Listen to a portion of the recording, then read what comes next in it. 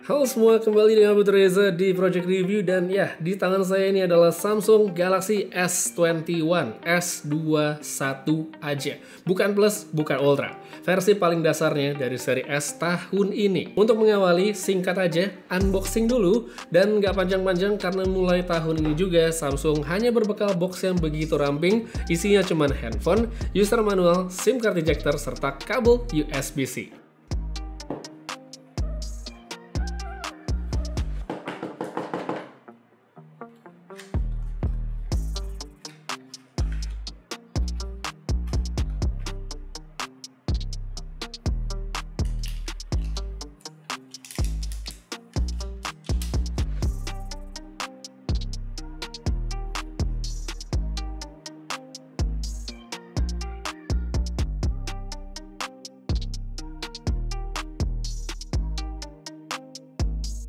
Oke, jadi ini dia kotaknya segini doang, tapi saya suka dengan desain kotaknya. Ada huruf S gede ya di tengah, terus ada tulisan Galaxy di samping. Semuanya warna ungu, mewakili warna dari unitnya, yaitu ya ini. Tulisannya di sini adalah Phantom Violet ya. Jadi warna ungu, ada aksen apa nih, emas atau rose gold lah ya di sampingnya.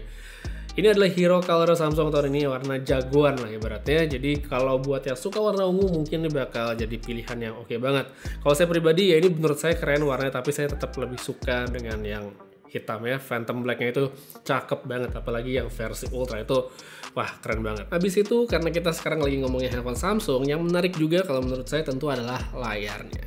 Walaupun ini adalah yang versi paling dasar, paling bawahnya S21 tahun ini, tapi dari segi kualitas ini oke banget, panelnya yang terbaik, refresh rate-nya pun juga nggak dipotong, masih dapat 120 Hz. Jadi ini untuk kualitas visual dari experience layar harusnya sih oke banget.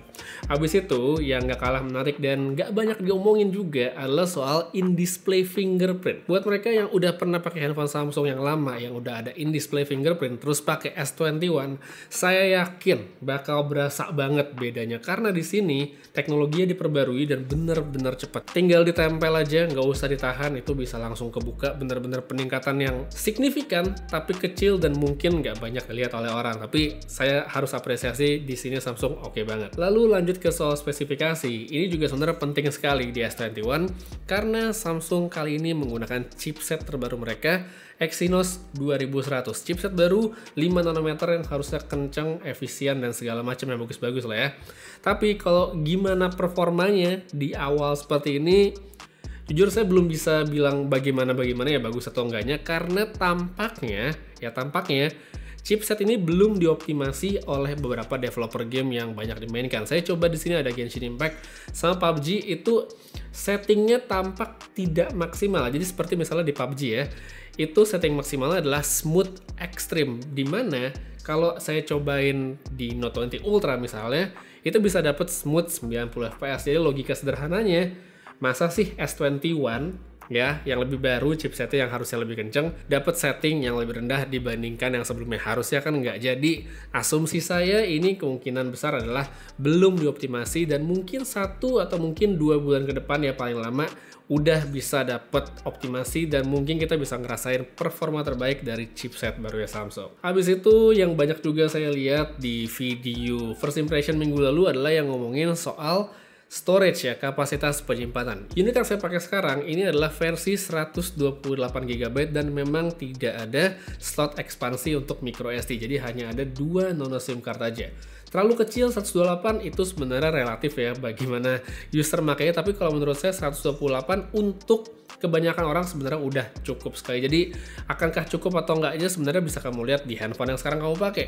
Seberapa banyak storage yang kamu pakai, jadi bisa kebayang lah 128 GB itu cukup atau enggaknya. Lagi pula kalau misalnya 128 GB itu dianggap terlalu kecil, ini kan base model, masih ada pilihan 256 yang lebih besar dan mungkin bakal cocok sama kebutuhan. Satu lagi soal kamera, ya di sini memang tidak macam-macam ya Samsung di versi dasarnya. Hanya ada triple kamera di belakang, ultra wide, wide sama tele dengan kemampuan zoom 3 kali. Tapi ini saya belum ngomongin lebih detailnya karena namanya juga first impression aja. Jadi untuk mau dibandingin atau segala macamnya bakal saya bahas nanti di video review. Tapi kalau untuk ngomongin kamera mungkin lebih seru kalau ngomongin nanti yang versi ultranya aja. Jadi impresi awal kesimpulannya saya suka, yang bisa saya omongin ya, saya suka desainnya karena kelihatan fresh sekali ya dibanding yang seri-seri sebelumnya. Mungkin sebagian ada yang bilang ya desainnya nggak asik nih gitu doang. Apakah Samsung kehabisan ide? Ya mungkin, tapi perlu diapresiasi juga di mana Samsung nggak bikin handphone yang kameranya dikotakin di pojok. Jadi buat desain seperti ini menurut saya oke banget karena orang sekali lihat akan tahu, oh ini adalah S21-nya Samsung. Untuk sekarang segitu aja dulu, Putra Reza pamit, jaga kesehatan selalu dan sampai ketemu lagi di video berikutnya. Have a nice day.